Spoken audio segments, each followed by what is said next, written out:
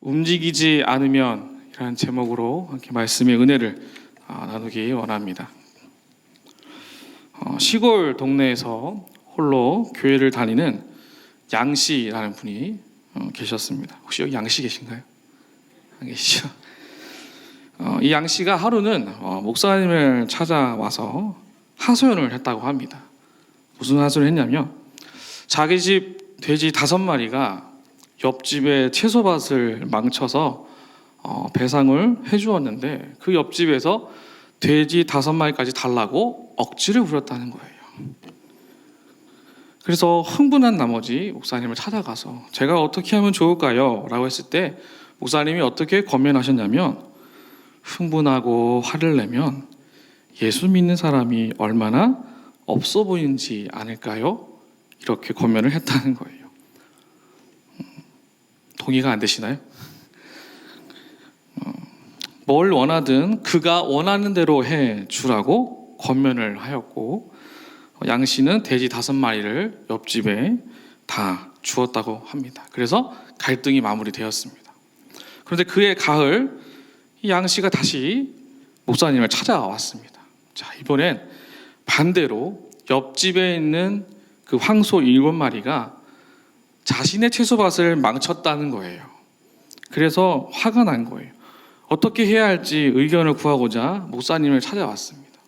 그런데 목사님께서 그 대답이 쉽게 받아들일 수 없는 어려운 대답을 하셨다라는 거예요. 뭐라고 해야 될까요? 예수 믿는 사람은 악을 악으로 갚아서는 안 되며 하나님의 뜻에 순종할 때 하나님이 더 좋은 것으로 일하신다라고 조언을 해줬다라고 합니다. 그래서 양씨가 배상도 책임도 묻지 않자 그 옆집에서 돼지 수십 마리와 이전에 빼앗긴 돼지 5마리, 그 5마리가 낳은 새끼마저 다 돌려줬다는 거예요. 그러면서 용서를 구했다고 합니다. 이 일 이후에 마을 사람들은 교회를 보는 시선이 달라졌다라고 얘기를 합니다. 이 내용은 티벳에서 한센병 사역을 감당하시는 김여성 목사님께서 국내 사역을 하실 때 있었던 실화입니다. 이 실화의 내용이 2008년에 출간되었던 크리스천 비즈니스 백서라는 책에 실린 내용입니다. 그런데 이 책 안에 소제목이 있는데요. 그 소제목이 뭐냐면 복음을 위한 손해는 손해가 아니다라는 거예요. 복음을 위한 손해는 절대 우리 인생 가운데 손해가 될 수 없다라고 얘기를 하는 것이죠. 자, 그렇다면 손해가 아니라면 복음을 위해서 우리가 무엇을 해야 할지 오늘 저희가 읽은 마태복음 5장의 본문을 보고 함께 은혜를 나누기 원합니다. 오늘 저희가 읽은 마태복음 5장은 잘 아시는 대로 산상수훈의 설교가 기록된 말씀입니다. 하나님 나라의 백성이 살아가야 할 이 땅에서의 삶의 기초는 천국에서 환영받는 사람이 되어야 한다라는 거예요. 여기에서 환영받는 사람이 아니라 저 천국 본향에서 환영받는 사람이 되어야 한다는 것이죠. 그러면 천국에서 환영받는 사람은 어떤 사람인가? 권세가 있는 사람이 아니라 하나님과 올바른 관계를 지킨 사람이다라는 것을 성경 우리에게 가르쳐 주고 있습니다. 그렇게 설명을 하시면서 그 다음에 그럼 이 땅에서는 어떻게 살아야 할 것인가? 무엇을 하지 말아야 할 것인가? 라는 것을 보여주는데요. 저희가 읽은 5장을 잠깐 보시면 기록 순서를 보시면 노하지 말라, 간음하지 말라, 맹세하지 말라 이렇게 차례대로 말씀을 해주고 계십니다. 많은 것이 있겠지만 크게 이 3가지를 가르쳐 주신 이유는 이 3가지가 필요 없는 삶을 살아가야 한다라는 것이죠. 저와 여러분의 삶 가운데 이 3가지는 가능한 없어야 된다라는 거예요. 모든 형태의 하나님과의 올바른 관계를 무너지게 할 만한 이 모든 반격, 이것을 피하라고 성경 우리에게 보여주고 있습니다. 그렇게 이야기하면서 유대인들에게 뿌리내린 맹세법, 동해보복법, 이 율법의 기능을 가지고 있고 율법을 가진 사람들만의 특권이라고 여김으로 세상의 중심이 오직 나라는 그런 권위의식도 피하여야 한다고 설명하고 있는 것이죠. 세상의 중심이 내가 아님을 알게 된다면 화가 필요 없는 삶, 간음이 필요 없는 삶, 맹세가 필요 없는 삶을 살 수 있다라는 거예요. 이 모든 일들이 자기중심적인 마음에서 나의 작은 그 소견에 의하여서 자기의 악에서 드러나는 죄된 모습이기 때문에 우리 안에 나도 모르게 주어진 죄성이 담긴 모습을 내려놓고 내 힘으로는 할 수 없는 하나님의 나라를 실현하기 위해 어디에서요? 삶의 현장에서요. 내가 일하는 일터에서요. 사람들과 만나는 곳에서 어느 곳에서든지 그렇게 나타낼 수 있는 하나님의 나라를 실현할 수 있는 근본적인 삶의 패턴이 바뀌어야 된다라는 것이죠. 전혀 다른 것으로 바꾸어져 가야 함을 가르쳐 주고 있습니다. 즉 무엇을 말하는가? 삶의 가치가 바뀌어야 한다라는 것이죠. 여러분, 그렇게 해야 하나님의 나라가 임하게 됨을 볼 수 있다는 겁니다. 하나님의 나라가 임하는 것은 모든 것이 바뀌는 개혁이 아닙니다. 지금부터 당장 다 내려놓으시고 다 모든 생업을 접으시고 다 여기서 생활하십시오. 다 하나님 앞에 나아가십시오.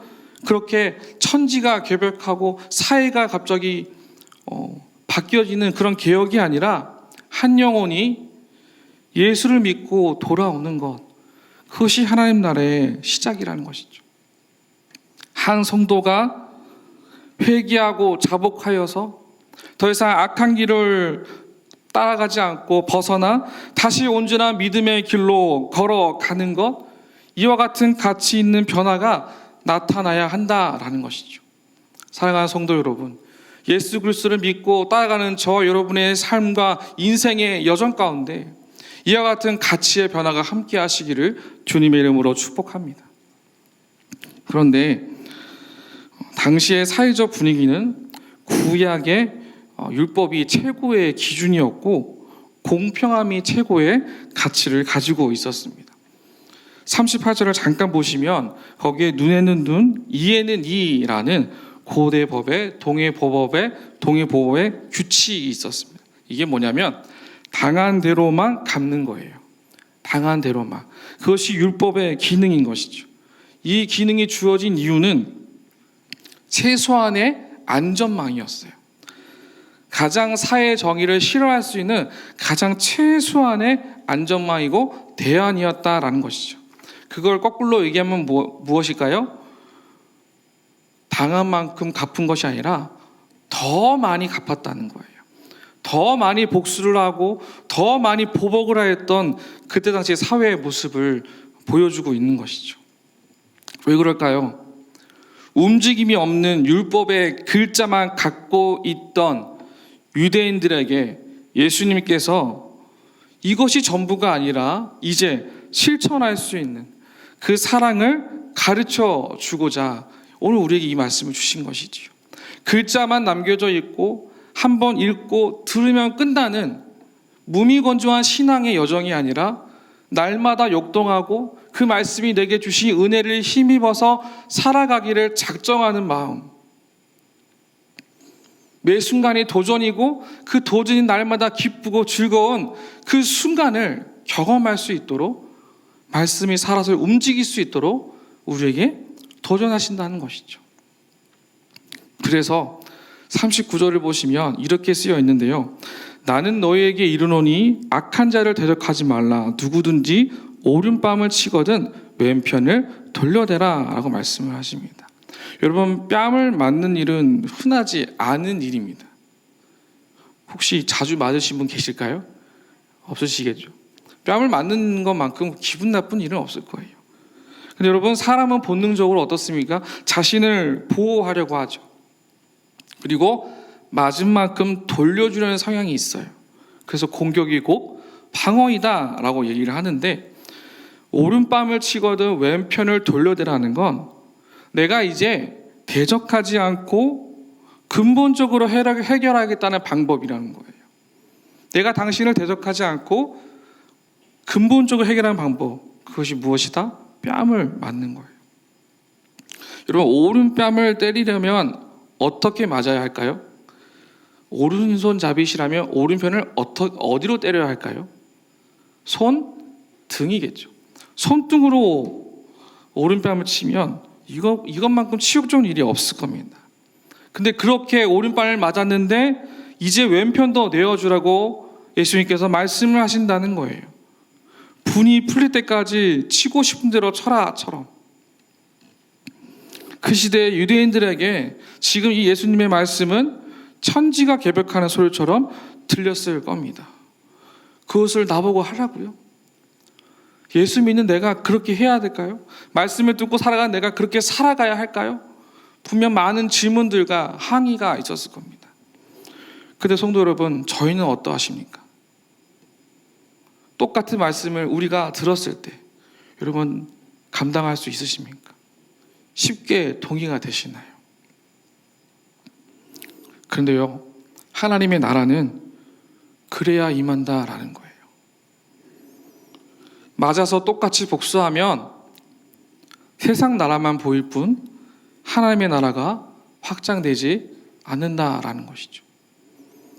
그리고 40절을 보시면 속옷을 가지고자 하는 자에게 겉옷까지 가지게 하라라고 얘기를 합니다. 여러분, 당시에 옷을 뺐으면 어떤 일이 있었냐면 법정 소송이 일어날 만큼 중범죄였습니다.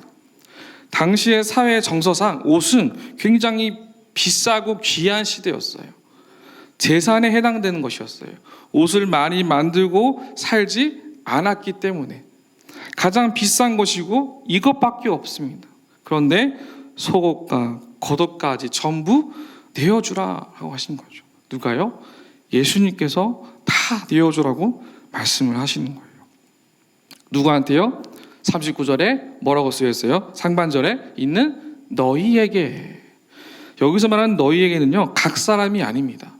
제자들 전체에게 이야기를 하는 거예요. 근데 여러분, 제자들은 평생 살면서 왼편을 준 적도 없고 겉옷과 속옷도 내어준 적이 없고 맞아준 적도 없어요. 한 번도 하지 못한 일을 이제 시작하자라는 거예요. 지금까지 있었던 신앙의 여정과 모든 발견 속에서 우리가 새로운 시작을 하자고 외치는 것이죠. 여러분, 이 시대 가운데는 누구에게 이 말씀을 예수님이 하실까요? 교회 전체를 향해서 도전하시는 거예요. 작은 것부터 내가 속한 공동체에서 하나님의 나라가 드러날 수 있다면, 그렇게 하나님의 나라가 드러나서 믿지 않은 잃어버린 한 영혼이 예수를 만나 믿음을 세우는 예배자가 될 수만 있다면, 그러한 삶을 살아가고 시도하고 날마다 기도로서 이러한 삶을 준비해야 하지 않을까요?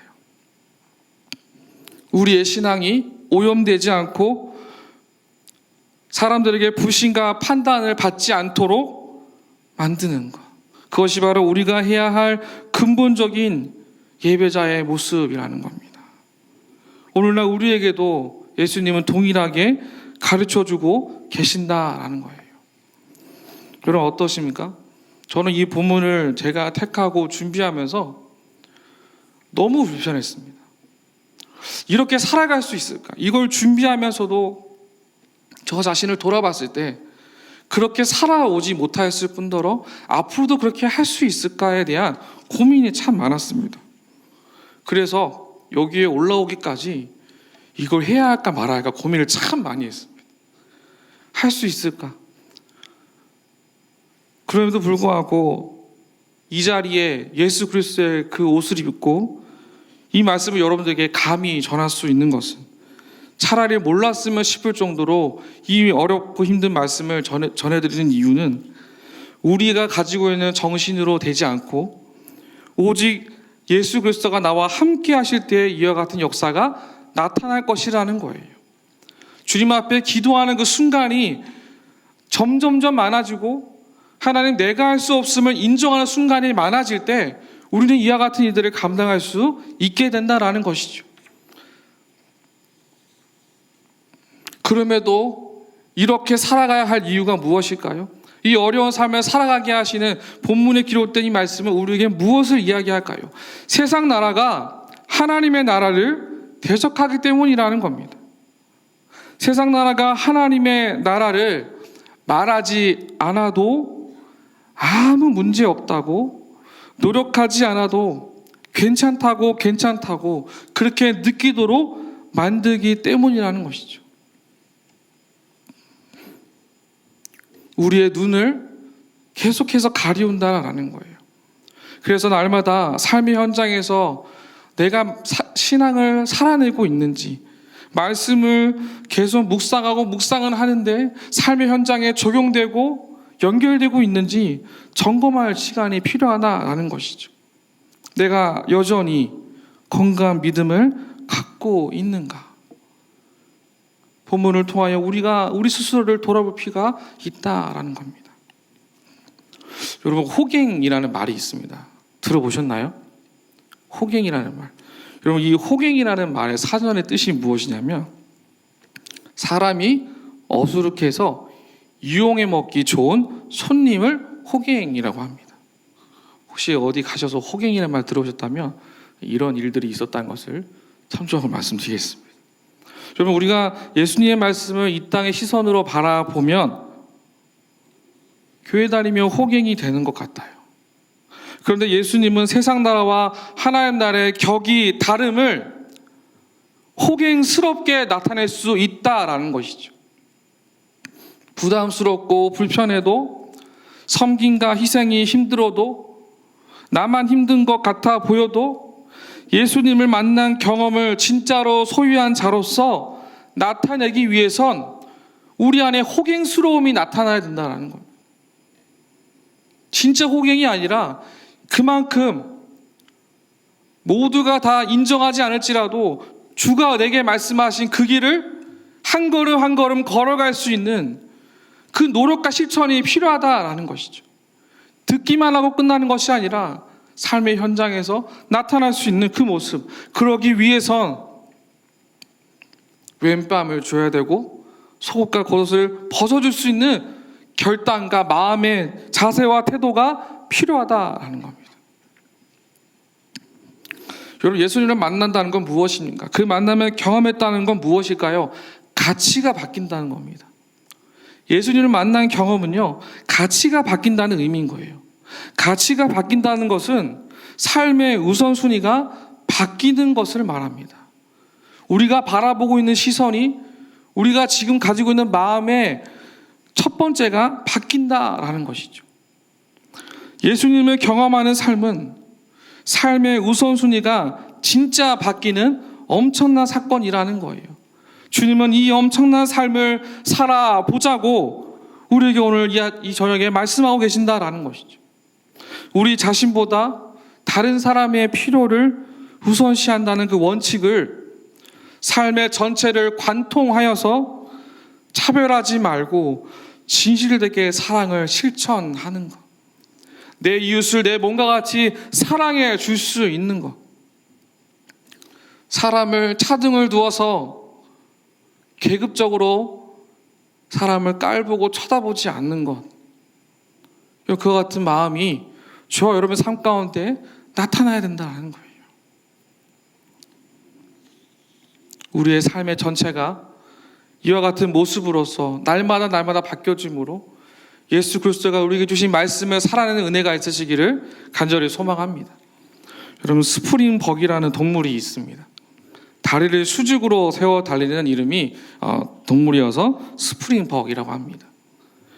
이 동물들이 처음에는 두세 마리가 같이 모였다가 어느 순간 점점점 무리가 커진다고 해요. 무리가 커지면 어떤 일이 있냐면 이 친구들 안에도 갈등이 있어요. 무리지어 다니면 같이 달릴 때 앞선 그룹이 있고 뒷선 그룹이 있습니다. 그런데 앞에 서 있는 그룹들이 달려가면서 풀을 다 뜯어먹어서 뒤따라오는 이 양들이 먹을 게 남지 않는다라는 거예요. 이 안에도 갈등이 있다는 것이죠. 그래서 뒤 그룹이 어떻게 하냐면 먹이를 차지하기 위해서 앞지르기를 합니다. 앞으로 달려가요. 그러면 앞서 있는 이 그룹이 뭐 할까요? 뒤처지지 아니라고 더 속도를 내겠죠. 그렇게 속도가 점점점 빨라지면서 서로 경쟁하듯 이동 속도가 빨라지기 시작한다고 합니다. 어느 순간 이 양들이 내가 지금 왜 달리고 있는지 이유도 모른 채 달리기를 시작합니다. 분명 먹이를 같이 먹으려고 돌아다녔는데 아무 이유 없이 지금 달리고 있다는 거예요. 먹지도 않고 달리기만 합니다. 문제는 그렇게 달리기만 하던 양들이 내 앞에 절벽이 보여도 그대로 질주한다는 거예요. 그렇게 달려가서 생명을 잃게 되는 일들이 일어난다라고 합니다. 자기 자신을 지키지 못한 것이죠. 여러분, 스스로를 건강하게 지키지 못한 이 친구들의 이유가 무엇일까요? 먹이를 남겨두지 않고 다 먹어버리는 무관심 때문이라는 거예요. 나만 잘 먹으면 되고 나만 잘 먹고 잘 살면 돼. 이 무관심. 여러분, 그런데 이게요, 차별이라는 겁니다. 율법을 가진 자들이 온전하지 못한 결정적인 그 이유는 차별이 있었다는 거예요. 사랑이 없는 믿음을 소유하고 있었다는 것이죠. 내 이웃을 내 몸과 같이 사랑할 시간도 없고 여유가 없어서 사랑을 말씀하고 계시는 그 예수님의 음성이 들리지가 않는 거예요. 그래서 그냥 달리기만 하는 것이죠. 여러분, 혹시 우리 안에 이와 같은 모습은 있지 않으십니까? 지금까지 수년간 믿음의 연대를 지키고 지금까지 걸어오시면서 혹시 그냥 앞만 보고 달려오셨나요? 정말로 이 주일 강단을 통해 선포되어진 말씀을 살아내려고 부딪히고 넘어지고 갈등을 겪으며 살아오셨습니까? 내 이웃을 내 몸과 같이 사랑하기보다 내가 허헉거리고 여유가 없어서 모른 척, 보지 않은 척, 무관심하였던 나의 작은 모습이 혹시 내 안에 있지는 않으십니까? 나 이외의 모든 사람을 차별하는 그 유대인들에게 너희에게 사랑이 있느냐라고 예수님께서 말씀하신다는 거예요. 그래서 오늘 설교의 제목처럼 우리의 이와 같은 딱딱한 마음, 굳은 마음, 이 마음이 움직이지 않으면 이 무관심이 저와 여러분의 마음속 깊은 곳에서 사라지지 않으면 우리 속에 있는 그리스도의 형상을 점점점 잃어버리게 만들어 버릴 거라는 겁니다. 그래서입니다. 그래서 주님은 오리 대신 신리를 함께 걸어가라는 거예요. 보복하지 말고 오른편 말고 왼편도 주고 속옷 말고 겉옷도 줄 수 있는 그 마음을 함께 품어보자라고 말씀하신다는 것이죠. 여러분, 이건요 한 번만 할 수 있는 것이 아니고요, 하는 척 연기할 수 있는 것도 아닙니다. 주님이 말씀하신 대로 말씀으로 살아내야만 할 수 있는 일입니다. 이 은혜가 우리 가운데 함께 하시길 간절히 소망합니다. 말씀을 살아내는 은혜를 날마다 사모하시면서 이 자리에 나와 있는 내 믿음 앞에 당당한 믿음으로, 내 믿음에 헛되지 않은 모습으로 삶을 세워가고, 그렇게 주께서 우리에게 말씀하시고 가르치신 것들을 지키며 살아가는 저와 여러분 모두가 되시길 주님의 이름으로 축복합니다. 말씀을 맺겠습니다. 사랑하는 성도 여러분, 예수님의 십자가를 믿고 의지하는 저와 여러분의 삶의 방향이 점점점 이렇게 주께서 말씀하신 대로 바뀌어져 가기를 주의 이름으로 축복합니다. 입으로만 구하는 기도가 아닌 기도가 삶의 모양으로 살아내는 은혜가 저와 여러분의 일상 가운데 함께 하시길 간절히 소망합니다.